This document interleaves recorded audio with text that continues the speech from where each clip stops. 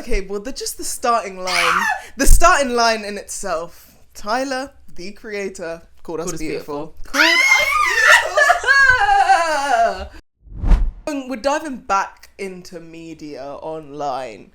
What's going on with Kanye West? Oh, not this nigga. Because I was like...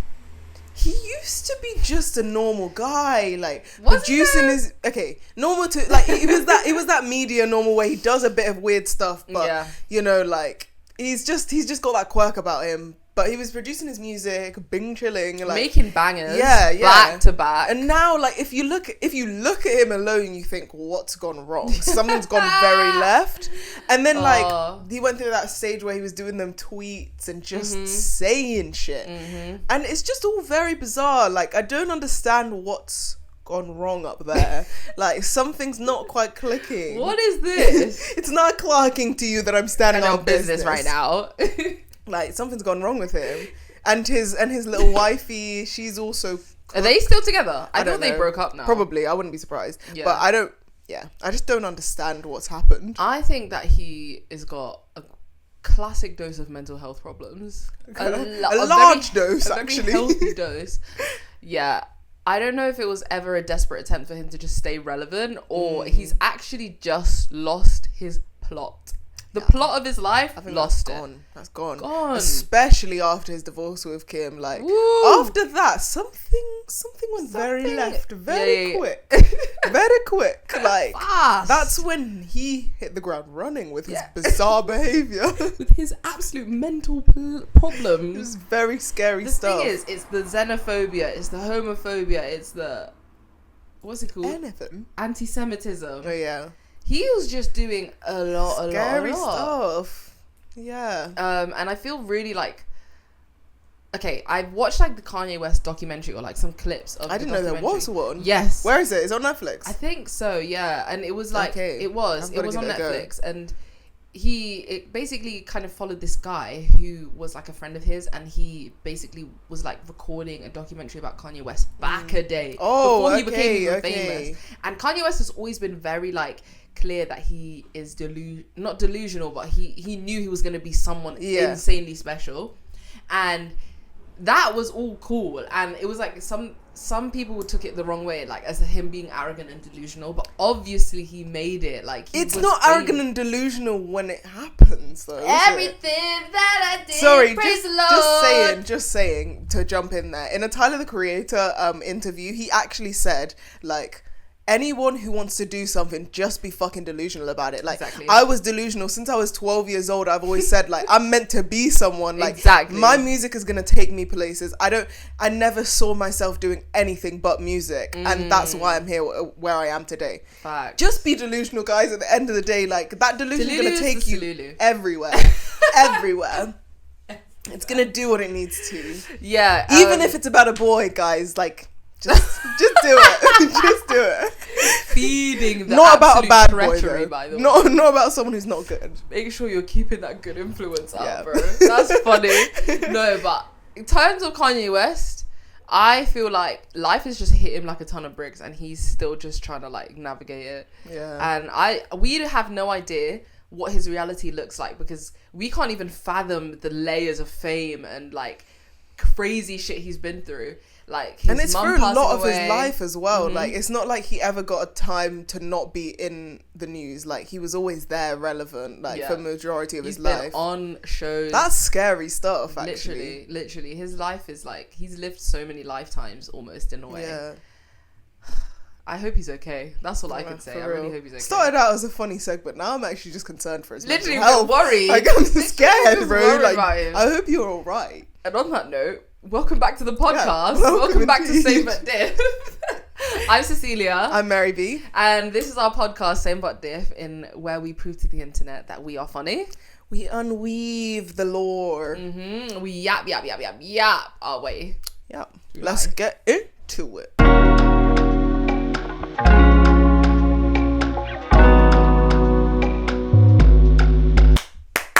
And we're starting with a fun fun fact. Usually we do a fun fact about ourselves, one each, but today I think we've decided we're going to give a really fun fact about us. It's very fun for us. Together. We love this fact, in fact. Everybody that knows us knows this fact in detail, by the way. And you're going to know now. And if you already know us, I'm really sorry. Maybe skip ahead. But you know you want to hear it again. Yeah, because every time you hear it. Thriving. I think you should take it away. I do. Well, okay, just the starting line. The starting line in itself. Tyler, the creator, called us beautiful. Called us beautiful. Take your time, bro. Take your time.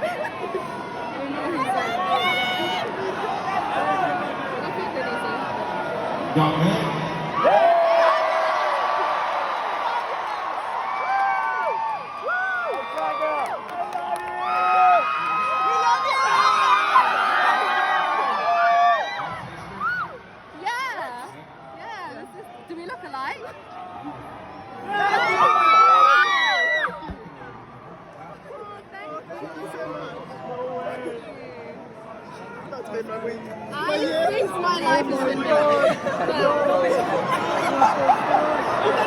And like, this is my favorite artist of all time. So when that happened, I was like, okay, no, we need to take it back.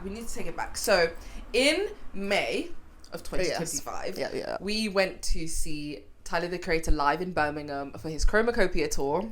Hence why I'm wearing the merch today. Hence why I'm wearing some green. Oh, anyway, we went to see him live, and we had an amazing standing position. So we were out there for how long? Okay, so the doors opened, I think, at 6 p.m, right? Mm-hmm. And we got there maybe 1 p.m. 1 p.m. By the way, we weren't the first. There were a lot of people there. There were people who arrived at 11 a.m. Yeah. And they were throwing fits about people, by the way. We were in the queue. This was the worst queuing I have ever seen in my entire life. They were literally doing like one line. Mm-hmm, I was like, that's not how queuing works. There's a whole barricade that you're supposed to enter that area. They thought they were being demure. Yeah. So literally, I think it was kind of like me who was saying, why have we not just gone in? Why are we going to now sit in a line with them? There's 100% going to be people that are like, let's sit in front of the door. Exactly. So I was like, I'm going to be that girl. Yeah, and then people obviously like followed in groups and did the same thing. But people were pissed. It was the people who came at 11. They were like, we've got numbers on our hands for it. I think the problem is that there was like 2 doors that you can wait at. And we waited originally at one set of doors. And then the kind of security people told us that's probably not going to be the best door to wait at. So go and wait at the other door. And then we went. And yeah, we were there. Like, there was this girl that was absolutely crashing out. Shout out to her, because it must have been a bit jarring. But also, I'm not gonna lie, the game's the game, so deal with it. Also, like, everyone who was there, it was such a small amount of people that we all would have been at the front regardless of it. Exactly. So crashing out at us was unnecessary. There was literally no more than 50 people already. Yeah. She was hollering at the security people, trying to get us to move in. I was like, honey, that's not gonna happen. They know how concerts work. Facts. Also, just. It's like, this is not the main part of the story, but it's important to share like all of the lore behind it. Everyone was young. Yeah, so many youngers. Everyone was like fit. There was 14-year-olds. People talking about GCSEs. I was like, GCSEs? GCSEs coming up? What are you talking about? Someone said they reminded me of their form tutor.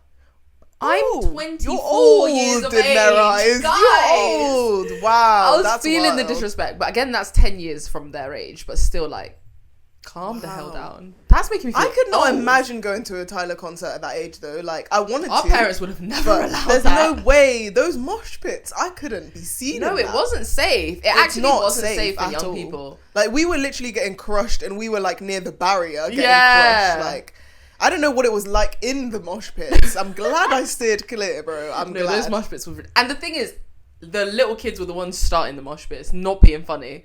They were the ones who were ready for it.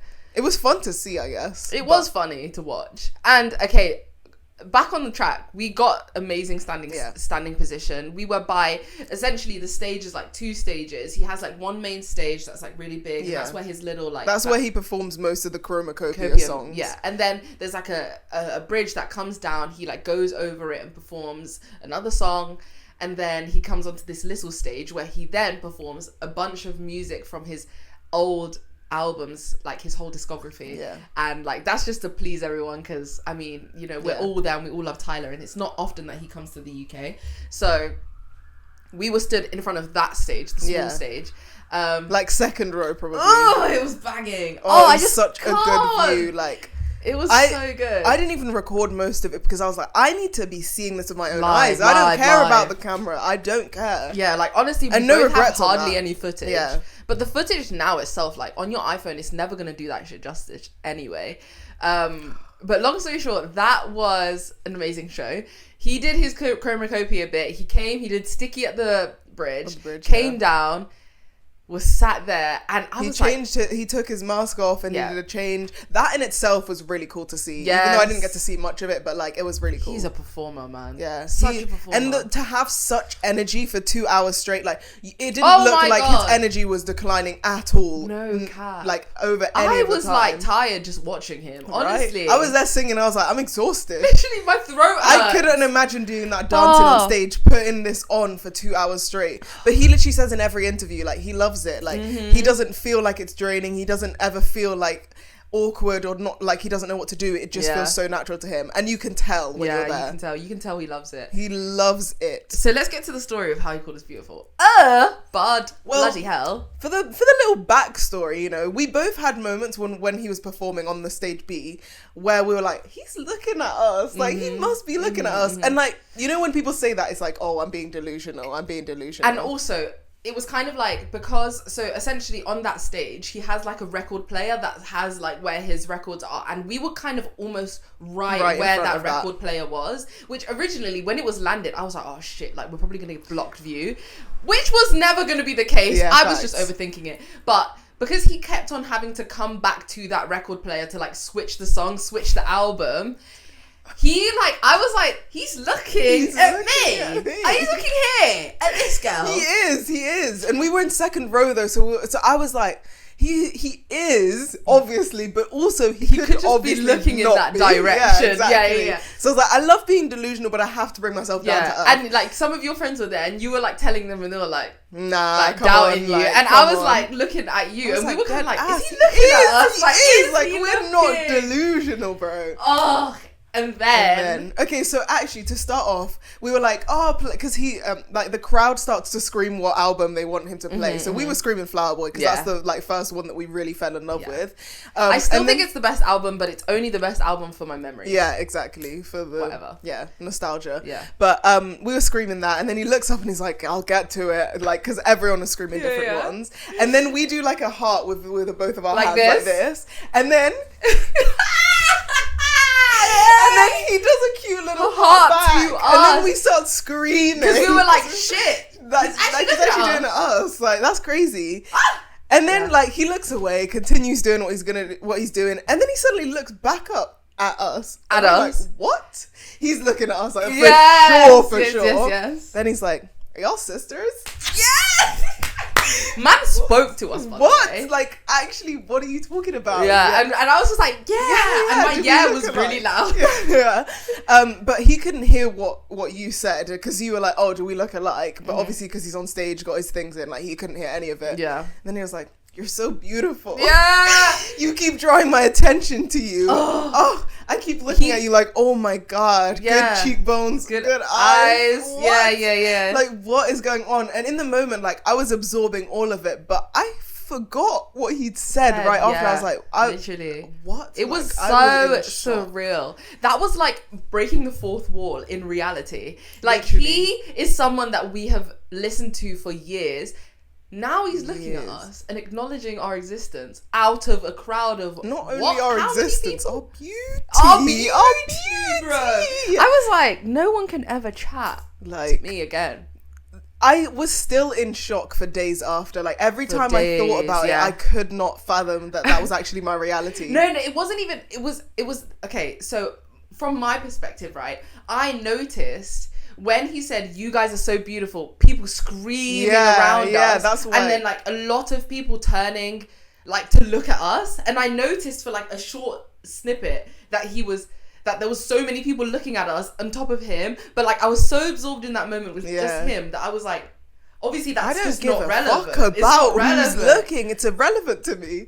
But then there was that moment, like the concert still had like a good 20 to 30 minutes left, I think. Yeah. Of him then like finishing up. He then proceeded to like look at us again a few times. There was one moment where he picked up an umbrella and he was like dancing with us. And like he pointed at us, and then never getting over it. And then he like was crossing the bridge back to like finish off the show at the main stage, and he said, "Shout out those sisters." Yeah, and we were just like, what? Why is he like, still why talking are you still about doing us? it? You know, you've already given us the ego boost of our lives, and you're doing it again. Like, you should have let it die at that moment, but you didn't. You kept going back. I was like, he's never forgetting us. Yeah, like, it was crazy. That bridge, he went on that bridge 10 minutes after he'd already spoken to us. So I was like, you're still thinking, Bialu. You're still thinking. Like, he literally was looking down at the stage at us, and I think we really just kept deeping that moment so many times. It's like, what vibe were we giving for him to then, of course, beauty is beauty, but we weren't really like, we really never had that perception of ourselves to be like, oh, we're so beautiful. So in our head it was like, why were we the only people that he really like did that to in that crowd? Still don't understand it, but it was just amazing. And then the thing for me is that there is a blur between those interactions, that interaction of him on the bridge saying shout out those sisters, and then the rest of the show. The rest of the show, I don't remember any of it until the very last song. Literally. I hope you find your way home. That was the only thing that I remembered post him saying that. Because like, oh my god, this is actually like over. I remember there was moments where we'd look at each other and we'd be like, that didn't actually happen. Like I'm in shock. Yeah. Because I don't remember any of it. See You Again, he performed that song afterwards. You haven't even mentioned how the moment that you clocked that he was looking at you was when there was a girl in front of you. She moved in front of you and he moved his head to look at you. Oh my god, no. Okay, so it was a song from Goblin. I don't really know that album that much, or didn't prior. I kind of listen to it more now. Yeah. But I didn't know the song. I was like, you know what? I'm just gonna smile because I'm happy as fuck to be here. I'm really enjoying this vibe.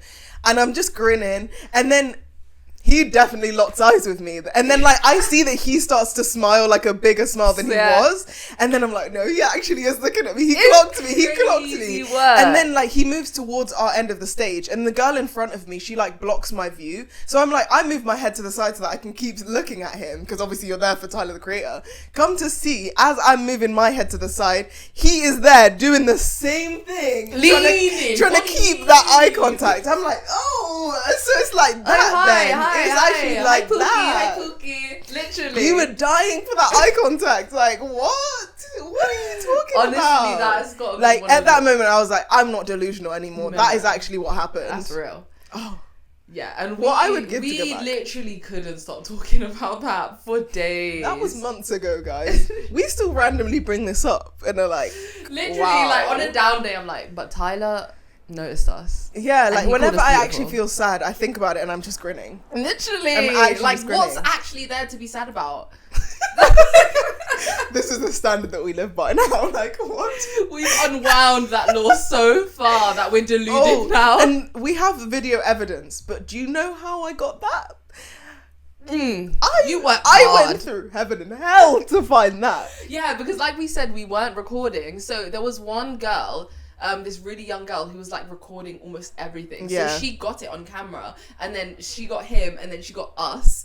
Our reactions, and we were just were grinning. I was like, yeah, I was so happy. And then, but the problem is that because people erupted in screaming, you can't actually hear what he's saying. The audio is really bad. It's so bad. So I decided to take to TikTok. I was like, I'm not even a TikTok warrior at all. But because after concerts, everyone posts all their videos.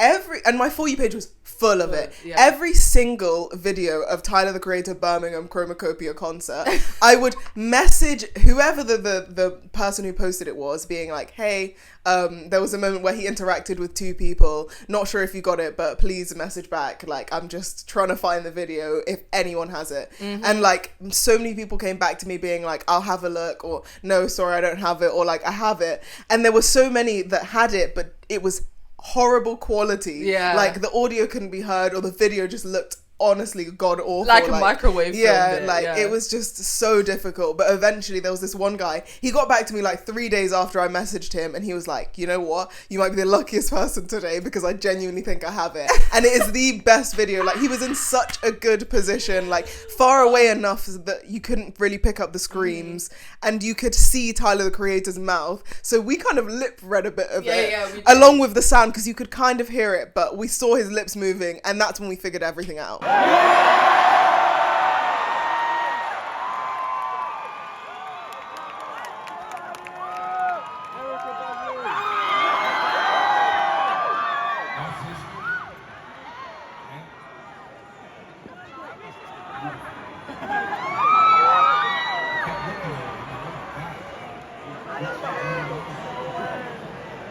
Yeah. You did your due diligence. I was like, I'm gonna go through hell and back to find this thing. I don't care. When you found that, I was cheesing. Bro, I was cheesing. When I tell you, I watched that 5 times before bed every night after I found it. I was like, I need to sleep well tonight. I need to sleep well. Literally. I was like, I can't sleep well unless I see this. Oh my God. It was the coolest thing ever. Like, so genuinely cool. The best experience I've had in my life. And I genuinely was just like, is this it? Have we peaked? Right? I was Have like, we peaked? Aura. Like, I didn't know what to do after that moment. Awesome moment. Yeah. Like, that's a moment I will never forget in my life. And the funny thing is like, so many people will be thinking like, okay, chill out, guys. Yeah. You're not that good looking, guys. Come on. But fair enough. Fair. And I'm sorry to everyone who's already heard this story. And we will probably bring this story up again and again. So be warned and stay tuned. You'll be hearing it a lot, but it is what it is. But let's move on. Yeah. Song of the week. Song of the week. Song of the week. Hey. Song of the week. Hey. Song of the week. Our favourite segment. And I'm actually planning to stay on topic. I'm planning to stay on brand. we stuck with the theme today. The theme is T Tyler. Okay. And I think I wanted to do the Chromacopia album because, you know, it all goes back. It all circles back to being beautiful. Can't lie. Yeah. And my favourite song, not my favourite song, but a song that like I deeped some of it was Hey Jane. So Hey Jane by Tyler the Creator from the Chromacopia album.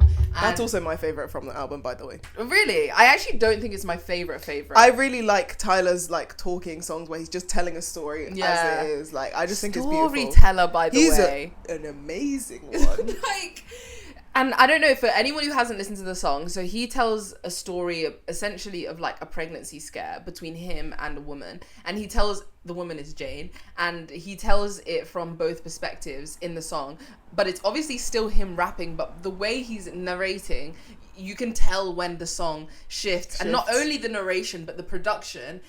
There's like a break in the song with like a melodic piece, and then it goes into her perspective, and it's like it goes from Hey Jane to Hey T, and she's telling it how it is from like a woman's perspective of having a pregnancy scare. She's a bit older, and yeah, she's from her perspective, she is considering keeping it because she's like, you know, I'm old, I don't have a lot of time left, you know, I'm gonna it's my only choice now, really. Exactly. Yeah, I think it's beautiful. One line that I always remembered because it's a good play on words was if this decision with a small window, I want to jump out, because it's a decision, because obviously whether you want to abort it, it's a small window of time, and a window you want to jump out because you're stressed out as fuck. Because you're like, wait, you just don't want to deal with it. I might be a father, bro. I might be a daddy. I can't do that. Nah. And that's kind of the theme of the whole album, you know. He's like, I'm not prepared, you know. I didn't have a good father figure for me. I don't think I'm capable of being a good father, which is really sad. And it's also really relatable. Like, people sometimes, I don't think when they listen to Tyler's music, realize that he's talking about shit. Live shit. Yeah. But because sometimes his production is so eccentric for a lot of people in their listening taste. Not to like say that I've got an eccentric listening taste, but like, I mean, what? Who can blame me? But literally, I think that's like sometimes his lyrics, people aren't deep in stuff. They don't listen. Them enough. Drake listeners aren't deep in stuff. Shout out to you guys. But I think my favorite part of the song, and it's something that I just love when an artist does this. So there's a part in it where he's like, you know, we haven't boat tripped, we haven't argued, we still haven't learned each other, we still don't know each other, I don't know all you don't know all of me, how am I to live with? That's not a good foundation to have kids with. Maybe it is, maybe it's not, just not yet. And maybe he's going back and forth, not a regret. And he's going back and forth, like thinking. Indecisive. And then the melody in the background is going like do do do do do do do do, like it's going backwards and forwards. Genius. Yeah, it is. And it's stuff that you don't really pick up on until you really listen to what you're listening to. And you're like, that is a well thought out piece of music. And that's why I love Tyler the Creator so much, because like even his play on words, like it's so well thought out, along with the music that he's doing. Like a lot of people don't do that. They find a beat and they rap over it, or they sing over it, and they don't think twice about it. But everything he does with production and lyrics is intentional. And I think that's why he's so successful as well. Yeah, exactly. There's nothing that he does without intention. And I think we can all learn a bit from that. Yeah. What's your song, Mary? My song, okay, well, I'm sorry. It just had to be something to do with the law that we exposed. So I chose What's Your Name by Tyler the Creator. What's your name, girlfriend? Because that's the song that he performed right after he was like, shout out to the sisters. Oh. Shout out to the sisters. Yeah. So I decided that I was just gonna unpick it and say he was trying to say like, what's your names? You know, like you Badaline girls, like what are your names? Because I need to know. Like I can't get you out of my mind. Yeah. But also it is just a banger. Like that's one of the like best songs I think generally on Call Me If You Get Lost. Just because it's a vibe, it's a bop. You know, you can't go wrong with it. And I think that was one that really went trending after he released the album. Yeah. A good song. It was definitely a hit. Definitely a single. I love that song. I remember grooving to it, and he has like a certain swagger when he's like performing that song. Like he really grooves, like moves his whole body. Absolutely. His performance is genuinely insane. By the way, guys, that was my first ever concert, and I don't know how I'm gonna be able to go to any other concert. Oh, you're not. I have to just only go to Tyler the Creator concerts now, because he's set a level that like not many people can beat. Yeah, in terms of energy. Like I've seen a lot of other like concerts online, and they just look not as good at all. I'm not being funny. What artist can like make you feel feels and then make you mosh? There isn't many. It's not It's a like thing. Everyone was getting emotional, putting their freaking flashlight up when it was like I hope you find yourself. I hope you take your mask off, and then it's like tamale, tamale, tamale, and people are moshing. I was at the same night. It's the same concert but completely different vibes. He is a legend. He is. And I'm sorry, but there probably won't be many concerts that you go to that won't beat that many at all. Yeah. Wow. I think that was actually great, and I actually think this is really funny because it goes on to my next question that I had for you, which was, what would be the next artist you would like to see live in concert? That's a great question. Yeah. I actually have started making a list because I was like, you know what? That's organised. I like it. Well, actually, let me have a look, because they're all like, I think they're actually all artists that have been on songs to Tyler the Creator. I think that's. Can you tell she's a fiend? She's a fiend, by the way. I can't. It's too funny. Let me find it. He deserves his flowers anyway. He does. He really does. Oh, let me have a look. I think one of them is definitely Daniel Caesar. Because like there's just something about him that is just amazing. Cozy. His voice, everything. Yeah. Okay. Emotional. Right. Yeah. Steve Lacy. Ooh. I don't know what, like, I really have been through stages in my life where Steve Lacy was a big part. Like, not like specifically, like mental or whatever, but just, he's just come and gone out of my life several times. Yeah. His music's just like that staple kind of. Yeah. And like, because when I listen to music, I listen to the same album 50 times over and know every word. We're so different in that regard. I know, it's funny. I think you've actually made me better at that as well. I don't know why I enjoy it so much. Like, I just really like getting deep into the artist and like what the story is behind the album. Like, I don't know, I just love unpicking music. I think it's really interesting because there's not actually that many musicians who make an album with a whole theme and a whole message. That's true. And I think that's what really stops me from listening to albums as an entirety, because sometimes I'll listen through an album I'll establish what songs I like straight away, Yeah. and I'll just keep listening to those, and I'll save those. See, I establish which ones I love, and then I'm like, you know what though? Whenever I listen to albums through and through, the ones that I start off loving are not the ones that I end up loving after a few listens. It's true. It's like true. they're immediate bops, but they're not the ones that like I really like. Wow, like that's powerful. Yeah. That's why I like listening to them several times over. Another one, Little Sims. I knew you were gonna say that. Little Sims. Her new album. Like, that actually. And the thing is, when I listened to that, it didn't actually like. I was like, it's not that good. Yeah. I listened to that thing on repeat, and I love that shit down. Like I love it. Yeah, that is a great album. So much. And I do think it kind of has some themes in it. It does. Yeah. It does. A lot of love, like her finding love, family love, and like romantic love. Yeah. Yeah. I would love to see Lil Sims live. And I feel like she'd bring the vibes for sure. Literally. Another person is Rex Orange County. Ooh. But that's just like, I don't know what the vibe would be like, but that's just because he's another person that like I've listened to him a lot music, in my life. Like from when I started finding my own music and like actually listening to music actively, he's always been a constant. Like I don't think there's a point in my life where he's not really been in at least one of my playlists. Yeah, like he's literally 100%. always there. So yeah, I just love a lot of his music. His most recent album, I loved that shit. Like I literally walked to and from uni listening to that almost every day for like 2 months maybe. What a banger. Yeah, I don't know, his music is great. I have such a strong like affinity to his music because back in the day when I was like in sixth form, he was carrying me through study sessions, walking everywhere, and he is another person who's just extremely talented, and he has such melodic genius in all of his music,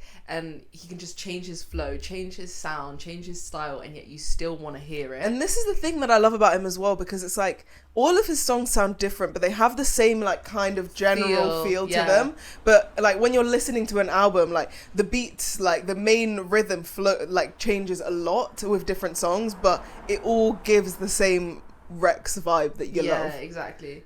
And I think he's one of those artists as well that he makes music based on like what's happening in his life. Like his music is very personal to him. That's probably like a theme that I noticed in like the artists that you just listed. Like artists who are very real, who are down to earth. One thing that it made me think of though, like what would it be like to go to a concert like a rock or like metal concert? Because I have a lot of friends who are interested in that type of music, and the idea of those concerts really scare me because they just seem very like loud and just so much. But you know, if you love that type of music, that would be a completely different vibe. I don't think I could do it. Neither. I don't think I could do it at all.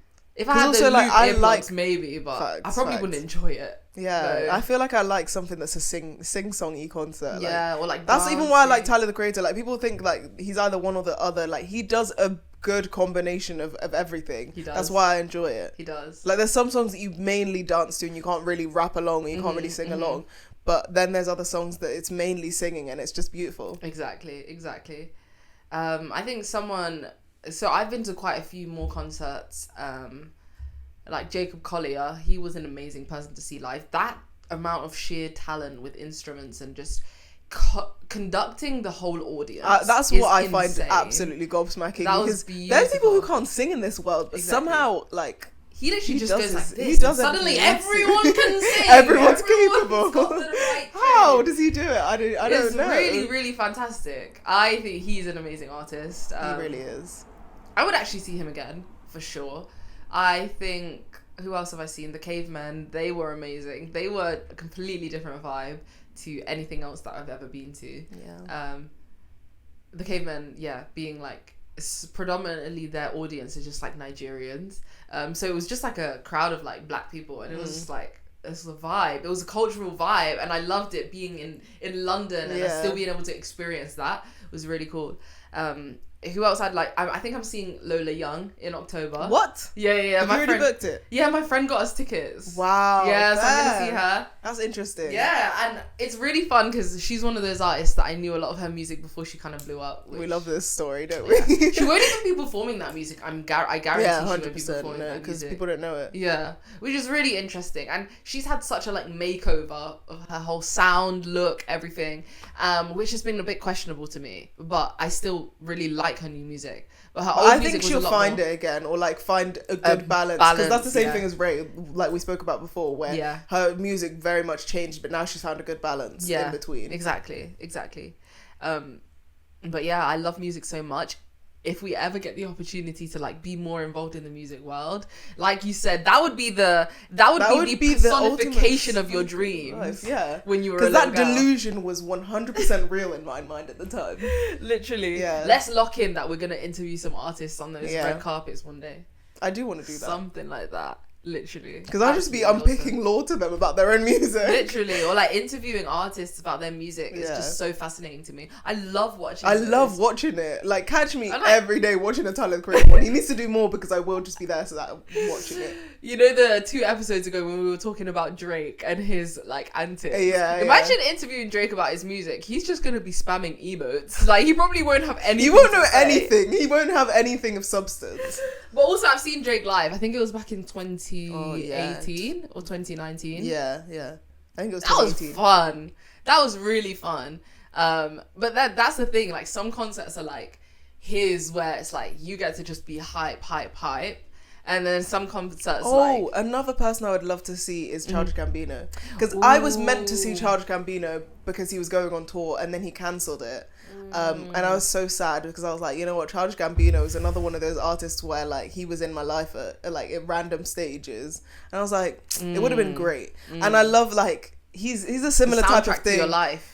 Yeah, literally, like, he's a similar thing where it's like he speaks about things that are real but also has a vibe to it, and that's just what I love. Like, I despise music that doesn't really have any meaning to it, and 100%. I don't know why. Like, I just feel like music is a great way to express like your emotions, to express like different things that have happened in your life, and I don't get why you're making music that means nothing. It doesn't make sense to me. 100%. So, but I do disagree in a sense that some music has its place when it has no meaning.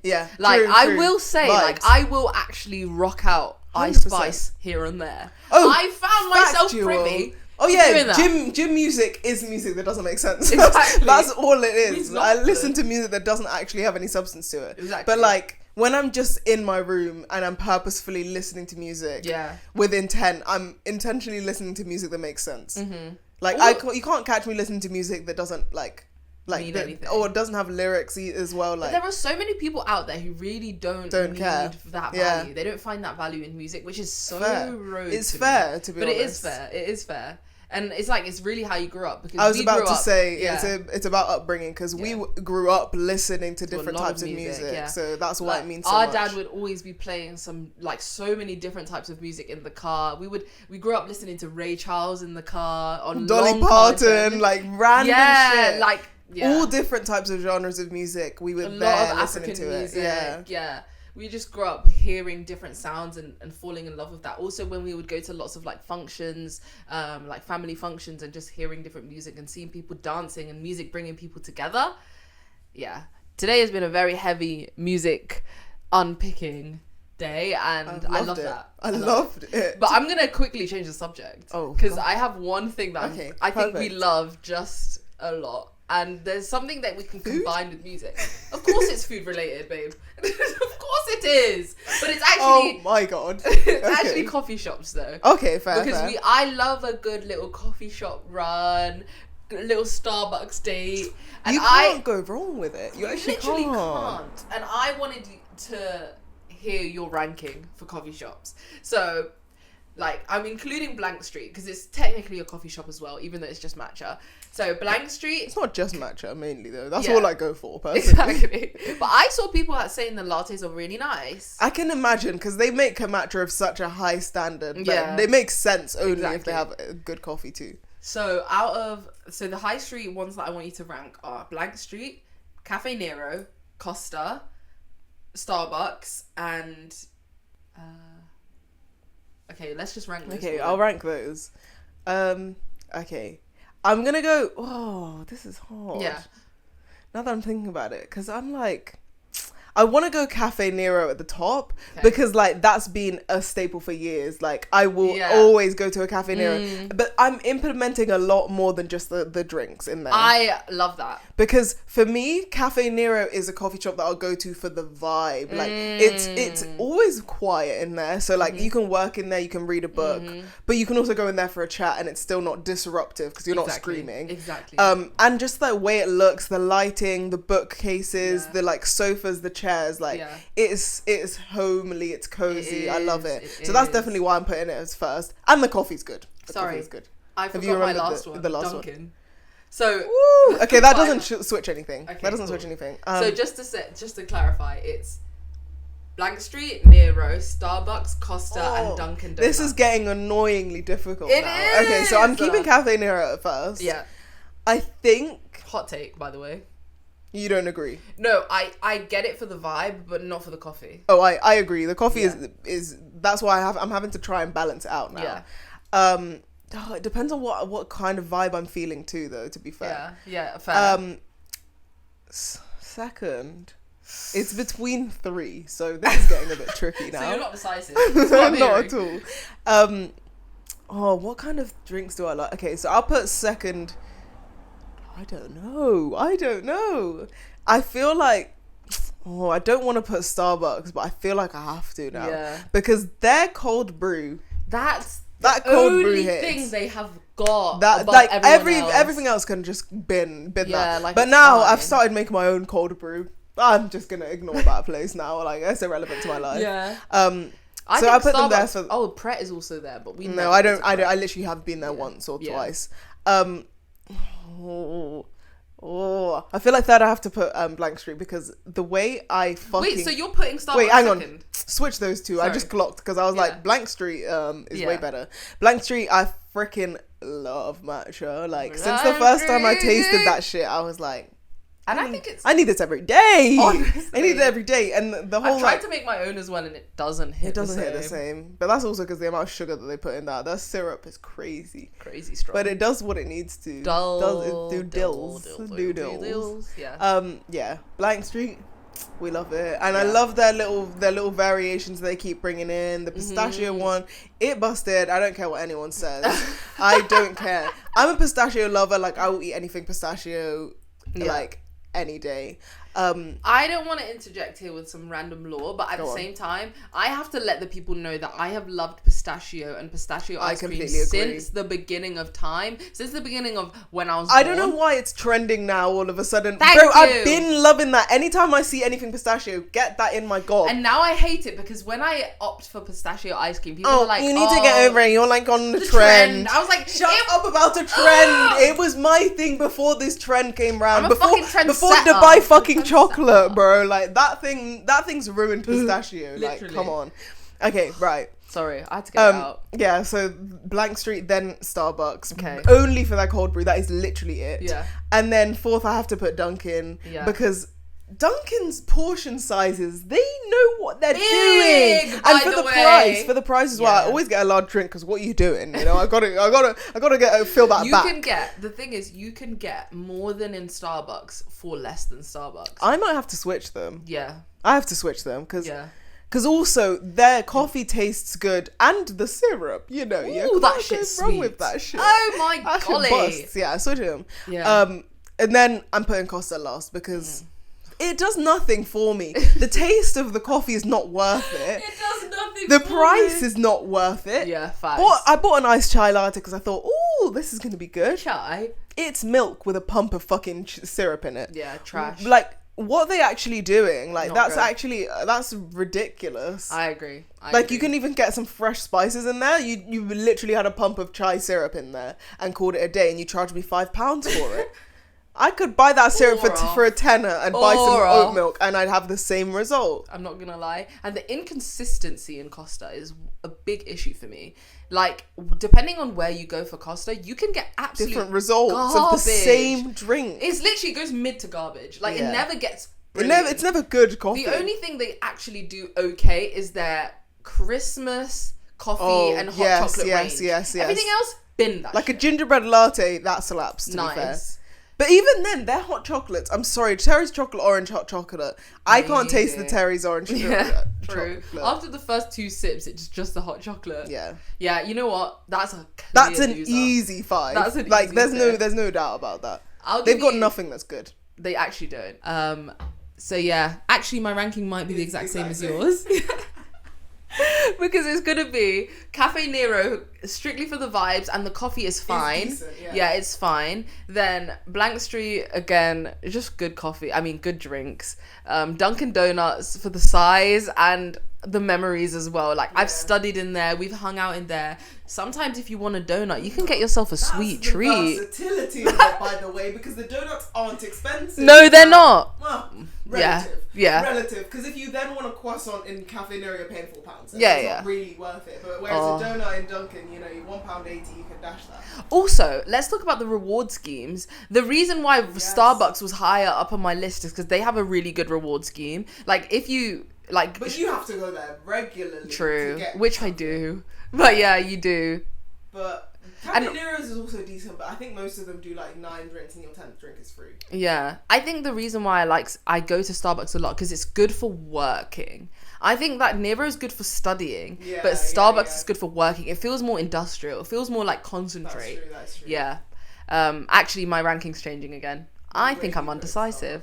I'm putting Blank Street. Actually, no, I'm just going to leave the rank the same. Look, they're all on the same level. Too many differences that, like, they have like their own place. Yeah. They do have their own place in my life. But Costa's last. Regardless of anything, Costa's worst. The vibe, the taste of the drinks, any drink you get in there is a failure. Because they're little like bro, I got strawberry lemonade before because I was like, I don't want coffee, I don't want anything hot either. Yeah. They literally grabbed lemonade out of the fucking fridge and then put a pump of strawberry syrup in there, charged me £5. I don't know what you guys are charging me for. That's now. crazy. I'm watching you do fuckery in there. That's crazy. crazy. It's so bad. And their little like mango cooler, it's just juice that they put mixed with ice. Like they've actually got nothing there. Yeah, they have really low effort, low reward. Honestly, I've got a Costa card, but it's never getting filled. I've probably got 2 beans in there for years. Yeah, literally. Thank God those won't run out because I'm not going to be going there frequently. But I think that you guys let us know what your ranking is because I'm actually really interested, and we are avid Costa. We're not Costa haters, that's for sure. We're avid Costa haters. Yeah, we're avid Costa coffee drinkers. Sorry. God, you definitely don't like Costa. No. On that note, thank you for watching. Thank you for listening. Thank you for watching. If you're watching on YouTube, give us a like. Comment, subscribe. If you're watching on Spotify or listening on Spotify, if you're listening on Spotify, review. Yeah. You know, give us a follow. Yeah. Follow us on Instagram and TikTok and all social medias. Same But Diff Podcast. We're here every week, once a week. Come back for more. Peace out. Bye. Bye.